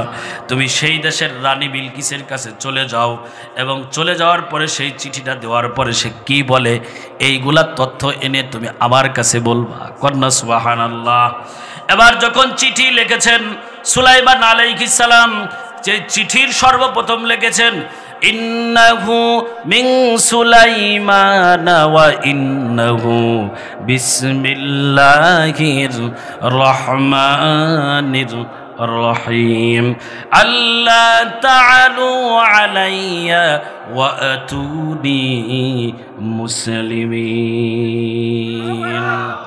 এবার যখন সুলাইমান আলাইহিস সালাম সর্বপ্রথম এই কথাটি লিখলেন ইন্নাহু মিন সুলাইমান ওয়া ইন্নাহু বিসমিল্লাহির রহমানির রহিম, কারণ সর্বপ্রথম সুলাইমানের নাম, তারপরে হচ্ছে আবার রহমান আল্লাহর নাম। কন্যা সুবহানাল্লাহ। এবার যখন এই চিঠিটা হুদহুদ পাখি ঠোঁট দিয়ে ধরে নিয়ে, খেয়াল করে শোনেন, ঠোঁট দিয়ে ধরে নিয়ে রানী বিলকিসের কাছে চলে গিয়েছেন চিঠিটা পৌঁছায় দেওয়ার জন্য। এবার রানী বিলকিস যে জায়গায় থাকতো, রানী বিলকিস যে জায়গায় থাকতো ওই জায়গায় 7টা দেওয়াল দিয়া ওয়াল করা তার দারওয়ান ছিল। সুবহানাল্লাহ। রানী বিলকিস যে ঘরের ভিতরে থাকতো এক দেওয়াল না, আমরা তো এক দেওয়ালের ভিতরে থাকি। রানী বিলকিস থাকতো তার আগে 7টা দেওয়াল। কয়টা দেওয়াল? এবং তাকে পাহারা দিত মোট 30,000 সেনাবাহিনী। কয় হাজার? 30,000 সেনাবাহিনী। এই 30,000 সেনাবাহিনী তাকে পাহারা দিত। কারণ রানী বিলকিস তো বড় চালাক লোক, রানী বিলকিস বড় চালাক লোক, কারণ অনেক চালাক। আগে রানী বিলকিসের বাপে এই দেশের প্রধানমন্ত্রী ছিল, তারপরে রানী বিলকিস হয়েছে। আপনাদেরকে বেশি বিস্তারিত বললে বুঝতে পারবেন না, আপনাদেরকে শুধু একটু ইঙ্গিত দিয়ে বলছি। এবার রানী বিলকিসের বাবা ইন্তেকাল করার পরে যখন একজন পুরুষ প্রধানমন্ত্রী হলো, রানী বিলকিস মনে মনে ভাবলেন এই দেশের রাষ্ট্রপ্রধান ছিল আমার বাবা, আর সেই রাষ্ট্রপ্রধান ক্ষমতা দখল করে নিয়ে গেল আর একজন। এই রাষ্ট্রটা কিভাবে আমার আয়ত্তে আনতে হয়, রানী বিলকিস মনে মনে টেকনিক করে ওই পুরুষের সাথে রানী বিলকিস বিয়ে বসলো। কি বসলো? রানী বিলকিস বিয়ে বসলো। বিয়ে বসার পর এবার রানী বিলকিস বাসর রাতে বড় চালাক মহিলা রানী বিলকিস দেখলো আমার স্বামী বেশি বেশি মদ পান করে, আমার স্বামী বেশি বেশি মদ খায়। আর মানুষ যদি মদ পায়, আমাদের দেশের মন্ত্রী আর এমপিদের অবস্থা হয়েছে এরকম 70 আর 80 বছর বয়স, কিন্তু যদি ক্ষমতা একবার পায় তার পাশে মদ আর নারীর কোনো অভাব থাকে না। কথা কন ঠিক কি ঠিক না? ক্ষমতা কথা কন ঠিক কিনা? আসলে টেম্পারিটিও নাই। কথা কন ঠিক কিনা? এবার যখন রানী বিলকিস দেখলো আমার স্বামী তো অনেক বেশি মদ পান করে, এবার রানী বিলকিস চালাকি করে অনেক মদের অর্ডার দিল বাজার থেকে। এবার যখন বাসর ঘরে স্বামী বাসর ঘর করার জন্য ওই ঘরের ভিতরে ঢুকেছে, সর্বপ্রথম স্বামীকে মদ পান করার জন্য দিয়েছে। আর স্বামী মদ পেয়ে বড় খুশি, মদ পান করতে করতে মাতাল হয়েছে। আর মাতাল অবস্থায় রানী বিলকিস একটা তরবারি নিয়ে সাথে সাথে কল্লাটাকে দ্বিখণ্ডিত করে পরবর্তী ওই দেশের প্রধানমন্ত্রী হয়েছে রানী বিলকিস। কথা কন ঠিক কি না? রানী বিলকিস এই কাজ করেছে, আমাদের দেশেও নাই। একজনের মেরে আর একজন ক্ষমতায় যায়। কথা কন ঠিক কি ঠিক না? একজনকে মেরে আর একজন চেয়ারম্যান হয়, একজনকে মেরে আর একজন মন্ত্রী হয়, নিজের দলের লোকেরাই একজন আর একজনকে মেরে ফেলে। কথা কন ঠিক কি ঠিক না? রানী বিলকিস এই কাজটাই করছে। কি করছে? এবার মেরে ও প্রধানমন্ত্রী হয়েছে। এবার যখন সুলাইমান আলাইহিস সালাম চিঠিটা দিয়েছে, চিঠিটা দেওয়ার পরে এবার হুদহুদ পাখি, এত বাহিনী আর এত সিকিউরিটি, সেই জায়গায় ঢুকার কোনো রাস্তা নাই। কি নাই? ঢুকার কোনো রাস্তা নেই। একটা পাখি ঢুকবে, এই রাস্তাটা সে খুঁজে পাচ্ছে না। তখন হুদহুদ পাখি অনেকক্ষণ চিন্তা করার পরে দেখলেন, আপনাদের দেশে কি বলে তা আমি জানি না, মানুষ বিল্ডিং করলে দেখবেন ওয়ালের উপরে এক ধরনের সাজগুজ করা বেলকুনি দেয়। আপনাদের দেশে কি বলে? ফিলিং বলেন বা বেলকুনি বলে, আমাদের দেশে বেলকুনিও বলে। এই বেলকুনি হুদহুদ পাখি অনেকক্ষণ চিন্তা করার পরে দেখলো এই বেলকুনিটা খালি আছে। হুদহুদ পাখি সাথে সাথে বেলকুনি দিয়ে ঢুকে পড়লো। কন্যা সুবহানাল্লাহ। এবার যখন বেলকুনি দিয়ে ঢুকার পরে দেখলো রানী বিলকিস এত পাহাড়ের ভিতরে কাপড় চাপড় কিছুই নাই, উপর হয়ে ঘুমায় আছে। কন্যা সুবহানাল্লাহ। রানী বিলকিস তো অনেক সুন্দরী একজন রূপতী নারী ছিল। এবার যখন হুদহুদ পাখি এই ঠোঁটের থেকে চিঠিটা নিয়ে যখন রানী বিলকিসের উপরে ছেড়ে দিল, আর রানী বিলকিস ঘুমের তলে যখন হাতটা পড়েছে, কাগজের শব্দ পেয়ে চিৎকার করে উঠেছে, তোমরা কে কোথায় আসো, আমাকে বাঁচাও, মনে হয় আমার রাজ্য দখল করার জন্য এই মুহূর্তে শত্রু বাহিনী এসে পড়েছে। এবার রানী বিলকিস যখন অনেক চিৎকার করা শুরু করলো, চিৎকার করতে করতে তার যত সেনাবাহিনী আছে, যত ঘাট সিকিউরিটি আছে, সবগুলো তার ঘরে এসে বলল। এসে পড়ার পর, রানী আপনার কি হয়েছে? রানী বিলকিস কয়, শত্রু আমার ঘরের ভিতরে ঢুকেছে, কিন্তু সেনাবাহিনীরা এবং তার সিকিউরিটি গার্ডরা কোনো শত্রু পায় না। কন্যা সুবহানাল্লাহ। আর হুদহুদ পাখি বেলকুনির ওই জায়গায় বসে বসে দেখে আর হাসে, কাউকে তো আর খুঁজে পাওয়া যায় না। এবার যখন এই দৃশ্য দেখলো, দেখার পরে কয়, দেখো এই যে একটা কাগজ দেখা যায়, এই কাগজটার ভিতরে লেখা আছে ইন্নাহু মিন সুলাইমানা ওয়া ইন্নাহু বিসমিল্লাহির রহমানির রহিম। এই চিঠিটা পাওয়ার পরে রানী বিলকিস বলেন, ক্বালাত ইয়া আইয়ুহাল মালাউ ইন্নী উলকিয়া ইলাইয়া কিতাবুন কারীম। কারণ এই চিঠিটা হচ্ছে এই সভাসদবর্গ। রানী বিলকিস বলেন, হে আমার সভাসদবর্গ, আমার মন্ত্রীরা, এই চিঠিটা যেমন তেমন চিঠি না, এই চিঠিটা হচ্ছে একটা সম্মানিত চিঠি। আরো জোরে কোন সুবহানাল্লাহ। কারণ চিঠির পরেই লেখা আছে, অহংকার করো না, আমার কাছে আত্মসমর্পণ করো। কন্যা সুবহানাল্লাহ। এবার তার মন্ত্রীরা বললেন, একবার আমাকে বলেন, আমরা তার বিরুদ্ধে যুদ্ধ করব, জিহাদ করব। রানী বিলকিস বড় বুদ্ধিমতা মহিলা, কয় না, যুদ্ধ করা যাবে না, জিহাদ করা যাবে না, তোমরা একটু বসো। এবার রানী বিলকিসকে সেবা করার জন্য 500 জন খাদেম, সেবক আর সেবিকা ছিলেন, 300 জন নারী আর 200 জন পুরুষ। এবার এই 500 জন সেবক আর সেবিকা তাকে গোসল করিয়ে, উজু ইস্তেঞ্জা করিয়ে তাকে যখন তার সংসদে বসিয়েছে, রানী বিলকিস বললেন, তোমরা এই চিঠির ব্যাপারে কি বলো? কিছু কিছু মন্ত্রীরা বলে, আমরা তার বিরুদ্ধে যুদ্ধ করব, একবার শুধু আমাকে অনুমতি দেন। রানী বিলকিস বলল, এটা যেমন তেমন চিঠি না, আমার মনে হয় এটা বড় একটা দামি চিঠি। কারণ সুলাইমান যে চিঠিটা লিখেছেন, এই সুলাইমানকে আমাদের পরীক্ষা করতে হবে। এই সুলাইমানকে পরীক্ষা করার পর যদি সুলাইমান যদি হারে, তাহলে তার বিরুদ্ধে যুদ্ধ করব, আর যদি সে জিতে যায় তাহলে আর যুদ্ধ করব না। এবার যখন এই কথা বললেন মন্ত্রীদেরকে, এবার মন্ত্রীরা বললেন, আপনি এটার ফায়সালা নেন। রানী বিলকিস বললেন যে না, আপনিই ফায়সালা নেন। এবার রানী বিলকিস এই কথা বলার পরে রানী বিলকিস সর্বশেষ বললেন, ওয়া ইন্নী মুরসিলাতুন ইলাইহিম বিহাদিয়াতিন ফানাযিরাতুম বিমা ইয়ারজিউল মুরসালুন। এবার রানী বিলকিস বললেন, আমরা তার কাছে হাদিয়া পাঠাবো। কি পাঠাবো? তার কাছে হাদিয়া পাঠাবো, উপঢৌকন পাঠাবো। সে যদি আসল নবী হয়, আসল দেশের বাদশা হয়, তাহলে সে আর হাদিয়া গ্রহণ করবে না। কি করবে না? সে আর হাদিয়া গ্রহণ করবে না। আর যদি সে নকল বাদশা হয়, তাহলে হাদিয়া গ্রহণ করবে। তাহলে এবার হাদিয়া কি নেওয়া যায়? এবার রানী বিলকিস বললেন, তাহলে হাদিয়া হিসাবে তোমরা 500 ইট নিবা। কয়টা? জোরে বলেন কয়টি? জোরে বলেন কয়টি? আরো জোরে কয়টি? জোর হলো না, কয়টি? আবার বলেন কয়টি? ওই দেখছেন অনেকের ঘুম ভেঙে গেছে। এটা কয়লাম, এটা মানেই হচ্ছে অনেকে ঘুমাচ্ছে। কথা কন ঠিক কি ঠিক না? আমার তো জানা আছে আপনাদের ঘুম কেমনে ভাঙ্গাইতে হয়। কথা কন ঠিক কি ঠিক না? এবার 500 ইট নিয়ে যাও। 500 স্বর্ণের ইট। কিসের ইট? 500 স্বর্ণের ইট। এটা হচ্ছে 1 নাম্বার পরীক্ষা। এই 1 নাম্বার পরীক্ষা, কয় ইট যদি সে গ্রহণ করে, তাহলে মনে করতে হবে দুনিয়ার নবী বাদশা। আর যদি ইট সে গ্রহণ না করে, তাহলে সে আল্লাহর নবী পয়গম্বর। আর 2 নাম্বার পরীক্ষা হচ্ছে, তোমরা যে 500 জন সেবক যাইবা, সেবক আর সেবিকা, তোমরা যারা পুরুষ, এই পুরুষ মানুষ সকলেই মহিলার পোশাক পরবা, আর মহিলারা পুরুষের পোশাক পরবা। সুলাইমান যদি আসল নবী হয়, তাহলে বলে দিতে পারবে কে পুরুষ আর কে মহিলা। কথা কন ঠিক কি ঠিক না? এবার 3 নাম্বার পরীক্ষা হলো, একটা বোতলের ভিতরে পানি থাকবে, পানি, এই পানিটা নদীর পানি না, খালের পানি না, জমজমের পানি না, আবে হায়াতের পানি না। পরশুদিন যখন এই তাফসির করেছি, এক শ্রোতা বলে কয় হুজুর আবে হায়াতের পানি। আমি বললাম শোনার আগেই উত্তর দিলে তো হবে না।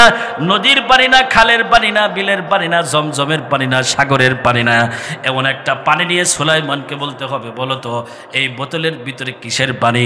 সুলাইমান যদি বলতে পারে তাহলে সে আসল নবী, না হলে সে ভণ্ড। কথা কন ঠিক কে ঠিক না? 4 নাম্বার পরীক্ষা হলো, তাকে 4 নাম্বার আমরা যে পরীক্ষা করব, একটা কৌটার ভিতরে অনেকগুলা মণিমুক্তা দিয়া তাকে বলা হবে সুলাইমান বলো তো এটার ভিতরে কয়টা মণিমুক্তা আছে। যদি পরীক্ষায় পাশ করতে পারে ভালো, আর যদি পরীক্ষায় পাশ না করতে পারলে তো যুদ্ধ হয়ে যাবে।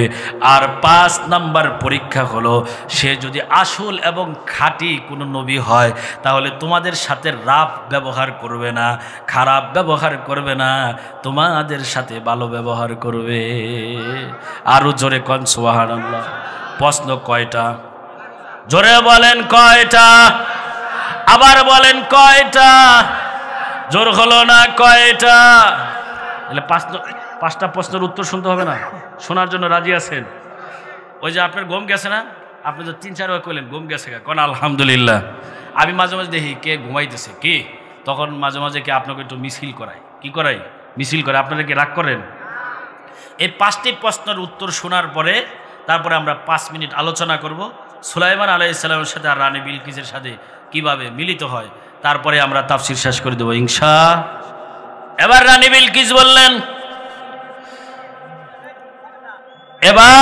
বিলকিস বললেন, তাকে পরীক্ষা করতে হবে। তাহলে সর্বপ্রথম যে প্রশ্নটি, এই প্রশ্নটিকে আপনাদের মনে আছে কিনা? এই প্রশ্নটা হলো তাকে সর্বপ্রথম 500 ইট দিতে হবে। এই ইট যদি সে নেয় তাহলে মনে করতে হবে ভণ্ড, আর যদি না নেয় তাহলে মনে করতে হবে সে খাঁটি আশেক আল্লাহর নবী। কথা কন ঠিক কে ঠিক না? এবার রানী বিলকিস তার 500 সেবক আর সেবিকা, এই 500 জনকে ঘোড়ার পিঠে উঠাইয়া এবার যখন সুলাইমানের দরবারে পাঠিয়ে দিল, কি করলো? সুলাইমানের দরবারে পাঠিয়ে দিল। এবার সুলাইমান আলাইহিস সালাম বললেন, এই হুদহুদ পাখি ওরা কি বলে এটা আমার কাছে উত্তর দিবি। ওরা কি বলেছে আমার কাছে উত্তর দিতে হবে। এবার হুদহুদ পাখি বেলকুনির ভিতরে ঢুকে ঢুকে এইটা শোনে। এবার যখন সুলাইমান আলাইহিস সালামের কাছে পাখি এসেছে, আসার পরে বললেন, ওগো সুলাইমান পয়গম্বর, তারা আপনাকে প্রশ্ন করবে এবং পরীক্ষা করবে। তারা যদি আপনি তাদের প্রশ্নের উত্তর দিতে পারেন তাহলে তারা আপনাকে মেনে নিবে, আর যদি প্রশ্নের উত্তর দিতে না পারেন তাহলে তারা আপনার সাথে যুদ্ধ করবে, জিহাদ করবে। কয় তাই নাকি? কয় তারা আমাকে সর্বপ্রথম কি পরীক্ষা করবে? কয় সর্বপ্রথম আপনাকে ইট দিবে, ইট। এবার হুদহুদ পাখিকে বললেন কিসের ইট? কয় স্বর্ণের ইট। কয় ইটটার সাইজটা কেমন হবে? এবার হুদহুদ পাখি নিজ ঠোঁট দ্বারা ওই ইটটাকে আঁকায়া দিলেন, এই ফর্মার ইট হবে। এবার সুলাইমান আলাইহিস সালাম তার সমস্ত বাহিনীদেরকে, কারণ সুলাইমান আলাইহিস সালাম এমন একজন ব্যক্তি, তার বাসা গাছপালা, তরুলতা, পশু পাখি, জিন জিন্নাত সব কিছুই বুঝতো এবং শুনতো। সুবহানাল্লাহ বলেন। এবার সুলাইমান আলাইহিস সালাম সমস্ত জিনদেরকে অর্ডার করেছে, অর্থাৎ আমার রাজ্যের ভিতরে ঢুকার জন্য যে এরিয়া আছে, এই এরিয়াটা হচ্ছে পুরা রাস্তাটাই হচ্ছে 27 মাইল। ওই রানী বিলকিসের বাহিনী আমাকে ইট উপহার দেওয়ার জন্য আসবে, আর তুমি এই 27 মাইল রাস্তাটাকে ওই ফর্মার ইট দিয়া ইট তৈরি করে পুরা রাস্তাটাকে তুমি স্বর্ণের ইট দ্বারা সলিং করে ফেলো। আরো জোরে কোন সুবহানাল্লাহ। এবার যখন রানী বিলকিসের লোকেরা ঘোড়ার পিঠে উঠিয়া এবার যখন সুলাইমানের দরবারে ঢুকেছে এইটা উপহার দেওয়ার জন্য, এবার একজন আর একজন বলে, কিরে আমরা যে নবীকে স্বর্ণের ইট উপহার দেওয়ার জন্য আসলাম, আর সে দেখি ইটের স্বর্ণের ইট দ্বারা রাস্তা বানায় রাখছে। আমরা যদি এরকম বাদশাকে ইট উপহার দেই আমাদেরকে পাগল ছাড়া আর কিছুই বলবে না। কথা কন ঠিক কি ঠিক না? এবার তারা শরমের ভিতরে পড়ে গেল, এই ইটগুলো এখন কি করবে? ইট তো নেওয়াও যাবে না, আবার ফালায়া দিলেও সমস্যা। এবার সুলাইমান আলাইহিস সালাম জিনদেরকে অর্ডার করলেন, অর্থাৎ তাদের হাতে ইট আছে কয়টা? কয় তাদের হাতে ইট আছে মোট 500টা। কয় তোমরা সাথে সাথে গিয়া তাড়াতাড়ি ওই 500 ইট রাস্তার ভিতর থেকে তুলে আনো। এবার ওই বাহিনী যখন সামনে আগানো শুরু করলো, দেখলো আমাদের ইটের সাথে আর এই ইট মিল আছে। সুবহানাল্লাহ বলেন, আরো জোরে বলেন সুবহানাল্লাহ। কয় একই রকম একই ফরমার ইট, কয় ইট যেহেতু মিল আছে, আর আমরা যদি ইট বাদশার দরবারে নেই আমাদেরকে পাগল বলবে, বরঞ্চ যে ফাঁকা জায়গাগুলো আছে ওই ইট দ্বারা ফাঁকা জায়গাগুলো পূরণ করে ফেলো। আরো জোরে কোন সুবহানাল্লাহ। এবার যখন 500 সেবক আর সেবিকা, কিছু পুরুষ আর কিছু মহিলা, এবার সুলাইমান আলাইহিস সালাম তাদেরকে স্বাগতম জানানোর জন্য জিনদের অনেকগুলো সন্তান, জিনদের ছোট ছোট সন্তান, তারা দেখতে বড় সুন্দর, এই সন্তানদেরকে দুই পাশে দাঁড় করায় রাখছে। আর তাদেরকে বলেছে যখন রানী বিলকিসের বাহিনীরা ঢুকবে তখন তাদেরকে দেখে সুস্বাগতম বলবা, আর বলবা রানী বিলকিসের বাহিনীদের সকলকেই স্বাগতম। এবার যখন এই মাসুম বাচ্চারা খুব সুন্দর সুন্দর দাঁড়িয়ে আছে, এই সময় যখন বাহিনী ঢুকেছে আর তারা তাদেরকে স্বাগতম জানানো শুরু করেছে, এবার ঘোড়ার পিঠ থেকে নেমে তারা যখন হাত পা ধৌত করবে, কিছু মানুষ ধৌত করেছে বালতির ভিতরে পানি ছিল বালতি থেকে, আর কিছু মানুষ ধৌত করেছে কলসি। আপনারা চেনেন তো নাকি কলসি? চেনেন তো নাকি? এই কলসি কাত করে, কলসিটা হচ্ছে এরকম, এই কলসি কাত করে তারা হাত পাও ধৌত করেছে। এবার সুলাইমান আলাইহিস সালাম বললেন, যারা বালতির ভিতর থেকে পানি নিয়ে হাত ধৌত করেছ তারা সকল হচ্ছ পুরুষ মানুষ, কিন্তু তোমরা মহিলাদের পোশাক পরেছ। সুবহানাল্লাহ বললেন। আর যারা কলসির ভিতর থেকে পানি নিয়ে তোমরা হাত ধৌত করেছ, তোমরা সকলেই হলো মহিলা মানুষ, কিন্তু তোমরা সকলেই পুরুষের বেশ ধারণ করেছ।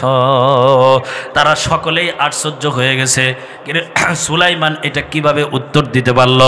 সকলে আর যখন আশ্চর্য হয়ে গেল, এবার আমি আপনাদেরকে বলতে চাই, সুলাইমান আলাইহিস সালামের জামানায় এই অভ্যাস ছিল। আচ্ছা বলেন তো দেখি আমাদের বাংলাদেশেও আছে কিনা? কথা বলেন ঠিক কি ঠিক না? অনেক মেয়েরাও কিন্তু পুরুষের পোশাক পরে, জিন্সের প্যান্ট পরে, শার্ট পরে। অর্থাৎ আমার অনেক পরিচিত লোকদের ছোট ছোট মিনি গার্মেন্টস আছে। আমি তাদেরকে জিজ্ঞাসা করি, ভাই আপনি কি করেন? কয় হুজুর আমার একটা মিনি গার্মেন্টস আছে, এই গার্মেন্টসে শুধু লেডি মাল তৈরি করি। কি শুধু লেডি মাল তৈরি করি? আমি কই লেডি মাল মানে? কয় লেডি মাল মানে হচ্ছে যে সমস্ত স্মার্ট মহিলারা আছে, গেঞ্জি পরে, শার্ট পরে, জিন্সের প্যান্ট পরে, তাদের পোশাক তৈরি করা হয়। এটা শুধু সুলাইমান আলাইহিস সালামের জামানায় না, বর্তমান বাংলাদেশেও এই সমস্ত মহিলাদেরকে পাওয়া যায় যারা পুরুষের পোশাক পরে। কথা কন ঠিক কি ঠিক না? এই জন্য আল্লাহ রাসূল বলেছেন, মান তাশাব্বাহা বিকওমিন ফাহুয়া মিনহুম, যে যে বেশ ধারণ করবে তাদের মতোই, তাদের যে বেশ ধারণ করবে আর যে যাদের সাথে সাদৃশ্য রাখে এটা তাদের মতোই হবে। এই জন্য কোনো ব্যক্তি যদি আল্লাহওয়ালার সাথে সম্পর্ক রাখে তার হাসর নাসর হবে আল্লাহওয়ালার সাথে। কোনো ব্যক্তি যদি কোরআনের সাথে সম্পর্ক রাখে তার হাসর নাসর হবে কোরআনওয়ালার সাথে। কারণ আমার নবী বলেছেন, আলমার উমা মান আহাব্বা, যার সঙ্গে যার মহাব্বত তার সঙ্গে তার কিয়ামত। আরো জোরে কন সুবহানাল্লাহ। এই জন্য কেউ যদি এরকম বেশ পোশাক পরে, আপনার যদি মেয়ে হয় তাহলে মেয়েকে বাড়ি থেকে ত্যায্যপত্র করে দিতে হবে। কে কে রাজি আছে? কয় না নিজের মেয়ারে এটি পরামো ঠিক, তারপরে বাইর করে দেবো না বাড়ি থেকে। কথা কন ঠিক কিনা? এই পোশাক পরানো হারাম, জায়েজ নাই। কথা কন ঠিক কি ঠিক না? এবার সুলাইমান আলাইহিস সালাম যখন দ্বিতীয় প্রশ্নের উত্তরটাও দিয়ে ফেললেন, এবার তৃতীয় নাম্বার হলো, এই বোতলের ভিতরে কিসের পানি? এটা কোনো খাল বিল নদী নালা, কোনো পুকুরে এবং টিউবওয়েলের সামাসিবলের পানি না, ঢিপকলেরও কোনো পানি না। তাহলে এই পানিটা কিসের পানি? এবার সুলাইমান আলাইহিস সালাম বলে, এই বোতলের ভিতরে হলো পানি, হলো যে পানিটা তোমাদের রানী সবচাইতে বেশি ভালোবাসে। আর পানির নাম বলবো, সুবহানাল্লাহ বলেন না কে? যে পানি তোমার রানী সবচাইতে ভালোবাসে, এই বোতলের ভিতরে যে পানি আছে, এই পানিটা হলো ঘোড়া যখন দৌড়ায়, ঘোড়া ঘামতে ঘামতে যে পানি বের হয়, ওই পানিটা তোমাদের রানী বড় পছন্দ করে। আর এই ঘোড়ার এই পানি থেকে পৃথিবীর দামি দামি অনেক ওষুধ তৈরি হয়। তোমাদের রানীর কাছে সব সময় এই পানি রাখে, এইটা হলো ঘোড়ার ঘামানো পানি। আরো জোরে কন সুবহানাল্লাহ। আর কটা বাকি আছে? হ্যাঁ, আর কটা বাকি আছে? এই যে কইতে পারে না, আরে 3টা হয়েছে। তাহলে 4 নাম্বারটা হলো, এবার সুলাইমান আলাইহিস সালামকে রানী বিলকিসের বাগিনারা জিজ্ঞাসা করে, এই সুলাইমান বলো তো এই ডিব্বার ভিতরে কি, এবং এই ডিব্বার ভিতরে যা থাকে এইটা কয়টা আছে? এবার সুলাইমান আলাইহিস সালাম সিজদার ভিতরে পড়ে গেলেন, আর উত্তর দিতে পারে না। কন্যা সুবহানাল্লাহ। কারণ নবীরা তো গায়েব জানে না, গায়েব জানে কে? আরো চিৎকার করে বলেন, গায়েব জানে কে? আমি বলি নাই, আল্লাহর কোরআন বলেছে। কে বলেছে? আমি বলি নাই, আল্লাহর কোরআন বলেছে। আল্লাহর কোরআন বলেন 7 নাম্বার পারার হাফিজি কোরআন শরীফের 14 নাম্বার পৃষ্ঠা সর্বপ্রথম লাইনে আমার আল্লাহ রাব্বুল আলামিন বলেন, ওয়া ইনদাহু মাফাতিহুল গায়বি লা ইয়ালামুহা ইল্লাহু ওয়া ইয়ালামু মা ফিল বাররি ওয়াল বাহর। গায়েবের চাবি কাঠি হলো একমাত্র আমার আল্লাহর কাছে। কার কাছে? এই যে আমি বলি নাই, আল্লাহর কোরআন বলেছে। এই জায়গায় আপনারা বাংলা কোরআন শরীফ যে বাংলা পড়তে পারেন, আপনারা যারা বাংলা পড়তে পারেন বাংলা খুলে দেখেন। আমি আপনাদেরকে একদম সম্পূর্ণ বিস্তারিত বলে দিচ্ছি। এই সূরার নাম হচ্ছে সূরাতুল আনআম। সূরার নাম কি? সূরাতুল আনআমের 59 নাম্বার আয়াত। কত নাম্বার আয়াত? কিন্তু আমাদের বাংলাদেশে একদল লোক আছে, তারা কয় নবী গায়েব জানে। কথা কন ঠিক কি ঠিক না? কিন্তু আল্লাহর কোরআন বলে গায়েবের চাবিকাঠি একমাত্র আল্লাহর কাছে। এবার সুলাইমান নবী তো গায়েব জানে না এবং বলতেও পারছে না এটার ভিতরে কি আছে এবং কয়টা আছে। সুলাইমান আলাইহিস সালাম সাথে সাথে সিজদার ভিতরে পড়ে গেলেন, আল্লাহ রাব্বুল আলামিনের দরবারে কান্নাকাটি শুরু করে দিলেন। ওগো মাওলা, আমি যদি এইটার উত্তর না দিতে পারি আমার তো মান ইজ্জত আজকে শেষ হয়ে যাবে।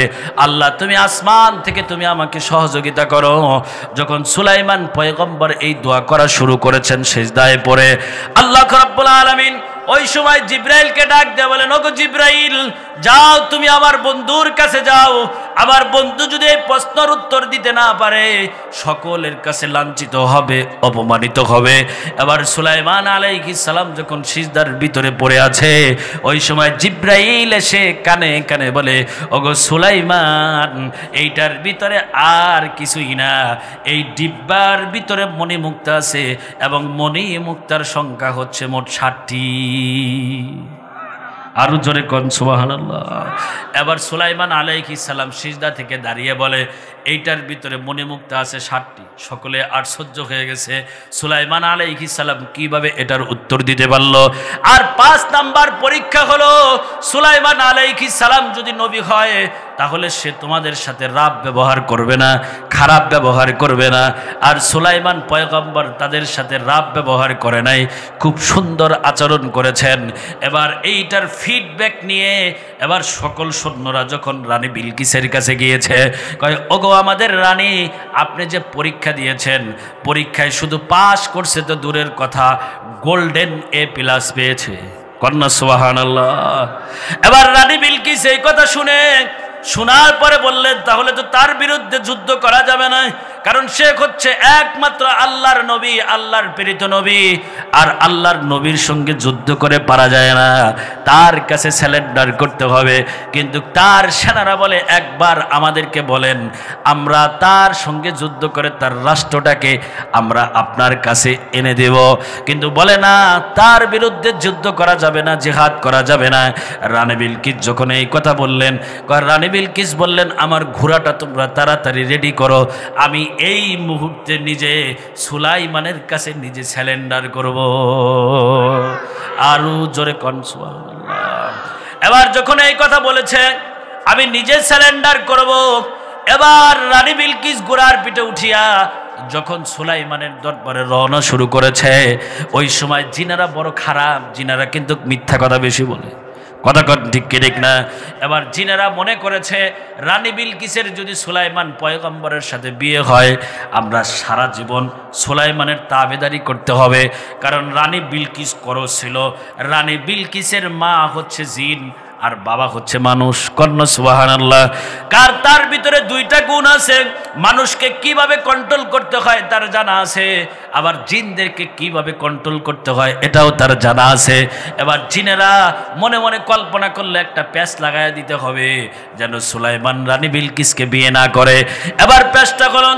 এবার জিনেরা গিয়া বলে, ওগো নবী সুলাইমান, আপনি রানী বিলকিসের খবর কি জানেন? কয় না, রানী বিলকিসের ঠ্যাঙের ভিতরে মহিষের পশমের মতন অনেক বড় বড় পশম আছে। কি আছে? কয় পশম আছে। কয় রানী বিলকিসকে যেন সুলাইমান পয়গম্বর পছন্দ না করে। এবার এই কথা শুনে রানী বিলকিসেরকে পরীক্ষা করার জন্য সুলাইমান পয়গম্বর তার রুমে যাওয়ার জন্য কাঁচ মিশ্রিত কাচের রাস্তা তৈরি করলেন। কিসের রাস্তা? কাচের রাস্তা তৈরি করলেন। এবার রানী বিলকিস যখন রওনা শুরু করেছে, আর সুলাইমান পয়গম্বর হুদহুদ পাখিকে বলে, দেখো তো রানী বিলকিস আসে কিনা। এবার যায় খবর নেই, কয় রানী বিলকিস একটু পরে আপনার সেই স্বর্ণের সলিং করা ইটের রাস্তায় ঢুকবে। আর সুলাইমান পয়গম্বর বলে, তোমরা কে পারবা সেই রানী বিলকিসের সিংহাসনটা আমার এইখানে নিয়ে আসার জন্য? একবার জিন বলে, আমি পারবো। কয় তোমার কতক্ষণ সময় লাগবে? কয় মাত্র 1 মিনিট সময় লাগবে। আর এক জিন বলে, কয় আধা মিনিট সময় লাগবে। সুলাইমান পয়গম্বর বলে, না, এত সময় লাগলে হবে না। পরে একটা দৈত্য জিন, জিনের যে সর্দার, ওই সর্দার সুলাইমান পয়গম্বরকে বলে, ওগো নবী, আপনি শুধু চোখটা বন্ধ করবেন আর খুলবেন। এই চোখ বন্ধ করা আর খোলার ভিতরেই রানী বিলকিসের সিংহাসনটাকে আমি আপনার সিংহাসনের কাছে নিয়ে আসব। এবার যখন ওই দৈত্য জিন রওনা শুরু করেছে, সুলাইমান আলাইহিস সালাম চোখটি বন্ধ করেছে। বন্ধ করার পরে যখন আবার চোখটা খুলেছে, ওই দৈত্য জিনটি একটা হাত দ্বারা উঠাইয়া সুলাইমান আলাইহিস সালামের সিংহাসনের পাশে রানী বিলকিসের সিংহাসন বসিয়েছে। এবার রানী বিলকিস এই জায়গাটা ঢোকার পরে, রানী বিলকিস যখন এখানে আসলো, সিংহাসনে উঠলো, উঠার পরে এইভাবে তাকায় আছে আর বলে, এটা তো আমার সিংহাসনের মতো মনে হয়। এবার আল্লাহর কোরআন বলে, ক্বালাত কাযালিকা কাআন্নাহু হু ওয়া উতিনাল ইলমা মিন ক্বাবলিহা ওয়া কুন্না মুসলিমিন। এবার রানী বিলকিস বলে, এটা তো কেমন যেন আমার সিংহাসনের মতো মনে হয়। সুলাইমান আলাইহিস সালাম মিটমিটা হাসে, আর কিছুই বলে না। এবার রানী বিলকিসের সঙ্গে অনেকক্ষণ গল্প করার পরে কয়, চলো না তোমাকে নাস্তা দেই। নাস্তা খাওয়ার জন্য যখন রুমে ঢুকেছে, রানী বিলকিস যখন দেখলেন কাচের রাস্তা, নিচে খুব পানি পানি দেখা যায়, হাঁটা যায় না। রানী বিলকিস আর যেতে চায় না, আমি যাব না, এখানে পানি, যদি পানি থাকে তাহলে আমার কাপড় চাপড় সব ভিজে যাবে। সুলাইমান আলাইহিস সালাম বারবার ডাকে, কিন্তু সে আসে না। এবার সুলাইমান বললেন, আসো, কোনো কিছুই হবে না। এবার রানী বিলকিস সেই রাস্তাটি পার হওয়ার জন্য দেখলেন, যখন পানি পানি দেখা যায়, তখন মহিলা মানুষ হোক আর পুরুষ মানুষ হোক, নদী যদি আর খাল আর বিল পার হয়, দেখবেন আস্তে আস্তে লুঙ্গি আর কাপড় উপরে উঠে। কথা কন ঠিক কি ঠিক না? এবার রানী বিলকিস সেই রাস্তায় পানি দেখিয়া রানী বিলকিসের শাড়িটা আস্তে আস্তে উপরে উঠান শুরু করেছে। এবার সুলাইমান পয়গম্বর বলে আর উঠানো দরকার নাই, কারণ যা দেখার ছিল সুলাইমান তো দেখে ফেলেছে। জিনেরা মিথ্যা কথা বলেছিল তার ঠ্যাঙের ভিতরে মহিষের পশমের মতন বড় বড় পশম আছে। এবার সুলাইমান দেখে আসলে কোনো পশম নাই, জিনেরা মিথ্যা কথা বলেছে।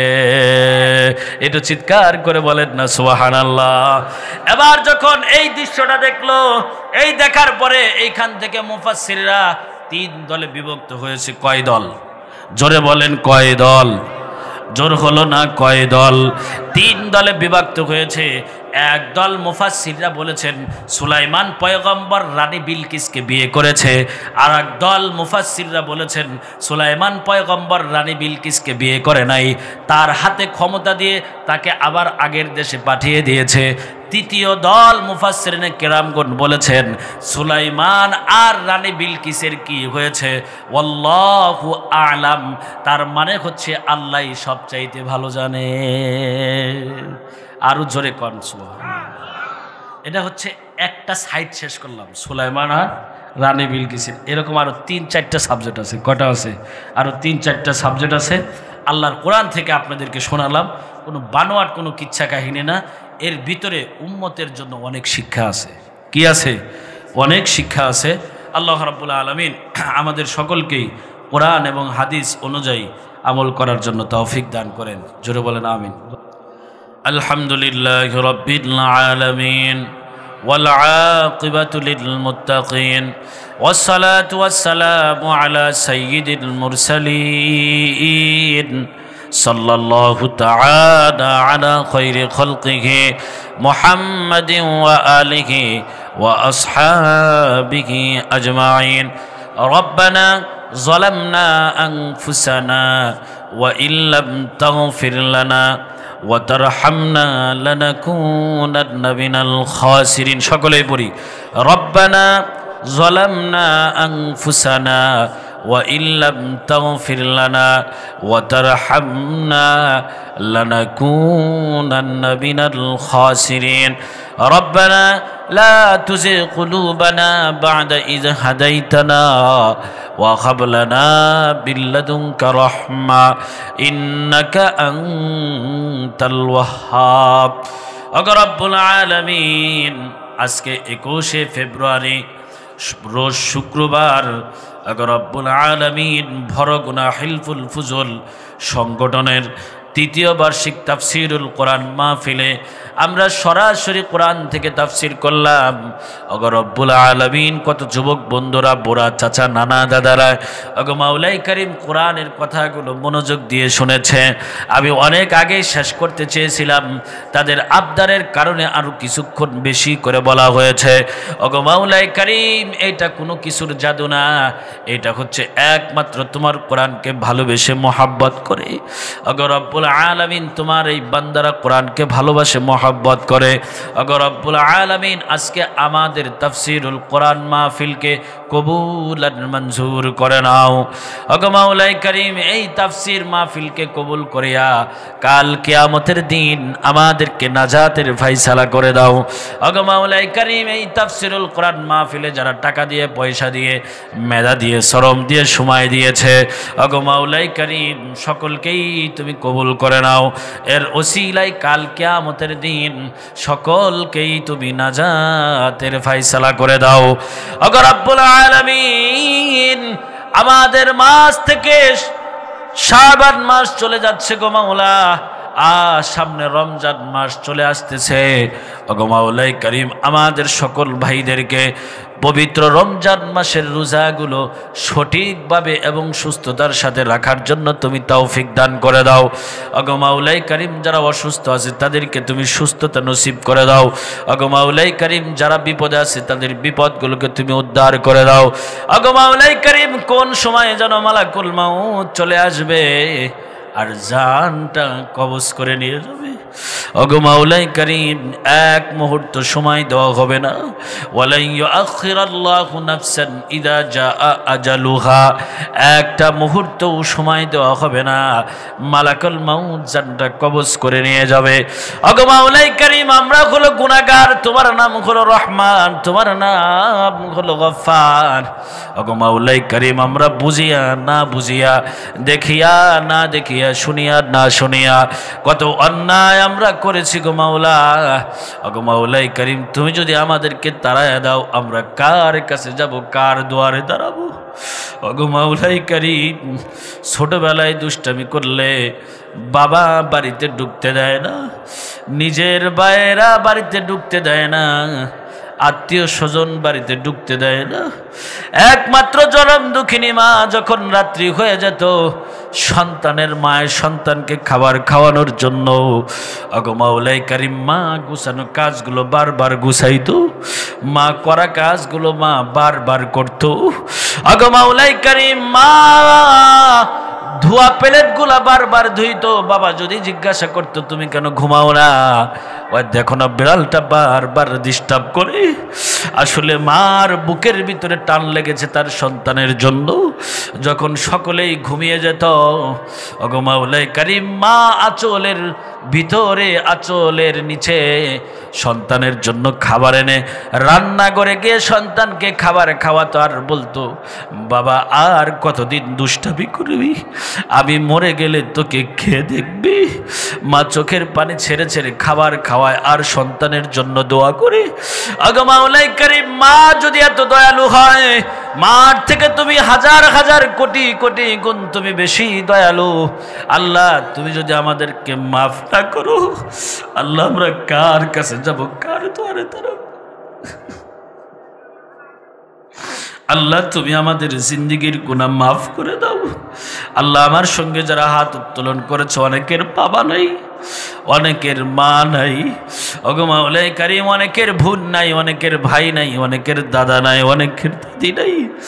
ওগো মাওলাই কারীম কত যুবকরা মাহফিলে করে আমাকে জাবরিয়ে ধরে বাবার জন্য কান্দে, মায়ের জন্য কান্দে, চিৎকার করে আমার মাওলারে একবার ডাক দাও আল্লাহ। আরো জোরে আল্লাহকে আল্লাহ বলে ডাক দাও আল্লাহ। আরো জোরে ডাক দেন আল্লাহ। আল্লাহ তোমার বান্দারা তোমাকে আল্লাহ বলে ডাক দিয়েছে। ওগো মাওলাই কারীম তোমার জাতি নাম ধরে ডাক দিছে। আল্লাহ তুমি সকলকেই মাফ করে দাও। আল্লাহ সকলের আত্মীয় স্বজনের কবরের আযাব মাফ করে দাও। আল্লাহ যে ভাইয়েরা এতিম হয়ে গেছে, মক্কা মদিনা যার চলে গেছে, জীবনে আর কোনোদিন বাবাকে বাবা বলে ডাকতে পারবে না, আল্লাহ মাকে আর মা বলে ডাকতে পারবে। আল্লাহ ওই সমস্ত ভাইদের বাবা মাকে তুমি মাফ করে দাও। আল্লাহ কত ভাইয়েরা কান্দে, আল্লাহ বাবা হারা সন্তানেরা কান্দে। আল্লাহ আমাদের চোখের পানিগুলো তুমি কবুল করে দাও। ওগো মাওলাই কারীম তুমি আমাদেরকে মাফ করে দাও। ওগো মাওলাই কারীম তুমি যদি ফিরায় দাও আমাদেরকে, তুমি আজকের রাত্রে ফিরাইয়া দিও না।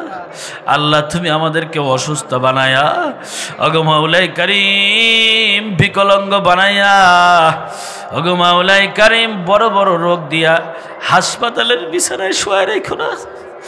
আল্লাহ কত মানুষের হাত নাই পা নাই, আল্লাহ সকালে ভালো বিকালে ভালো না। আল্লাহ সকালে হাত আছে আবার বিকালেই তো নাই। আল্লাহ সকালে হাঁটতে পারে বিকালে হাঁটতে পারে না। আল্লাহ আমাদেরকে তুমি রোগ বালা দিয়া পরীক্ষা করিও না। আল্লাহ তুমি আমাদেরকে মাফ করে দাও। আল্লাহ তুমি আমাদের রোগ বালা তুমি দূর করে দাও। আল্লাহ আমাদের সন্তানদের হায়াতে তৈয়বা নসিব করে দাও। আল্লাহ আমাদের সকলকে দিনের জন্য কবুল করে নাও। আল্লাহ এই এলাকার মানুষগুলো আমাকে খুব ভালোবাসে, মোহাব্বত করে, আমাকে দিয়ে এরা মাহফিল উদ্বোধন করেছিল। আল্লাহ মাঝখানে 1 বছর গ্যাপ রেখে আবার আমাকে মোহাব্বত করে দাওয়াত দিয়েছে কোরআনের মাহফিল শোনার জন্য। ওগো মাওলাই করিম, বক্তা শ্রোতা মাহফিলের সভাপতি, ওগো মাওলাই করিম, এলাকার যতগুলো মানুষ আছে এই মাহফিলের সাথে সম্পর্ক রাখে এবং যারা আয়োজন করেছে, যারা সহযোগিতা করেছে, সকলেই মিলে যেন এই কোরআনের তাফসীরের জন্য বিশ্বনবী মুহাম্মদ সাল্লাল্লাহু আলাইহি ওয়াসাল্লামের পিছনে পিছনে যেন আমরা জান্নাতে চলে যেতে পারি, এই তৌফিক তুমি আমাদেরকে দান করে দিও। ওগো মাওলাই করিম, যারা অসুস্থ তাদেরকে সুস্থতা নসিব করে দাও। ওগো মাওলাই করিম, সকলের বিপদ আপদ তুমি দূর করে দাও। ওগো মাওলাই করিম, গত বছর আমি যে বছর এসেছিলাম, যে মাহফিলের সভাপতি ছিল, ওগো মাওলাই করিম আজকে সভাপতির বাবা, ওগো মাওলাই করিম উনি দুনিয়া ছেড়ে চলে গেছে।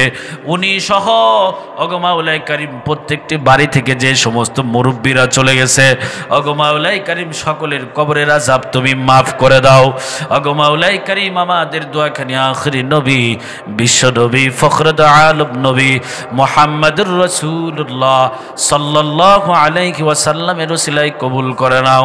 সুবহান রাব্বিকা রাব্বিল ইজ্জাতি আম্মা ইয়াসিফুন ওয়া সালামুন আলাল মুরসালিন ওয়ালহামদুলিল্লাহি রাব্বিল আলামিন।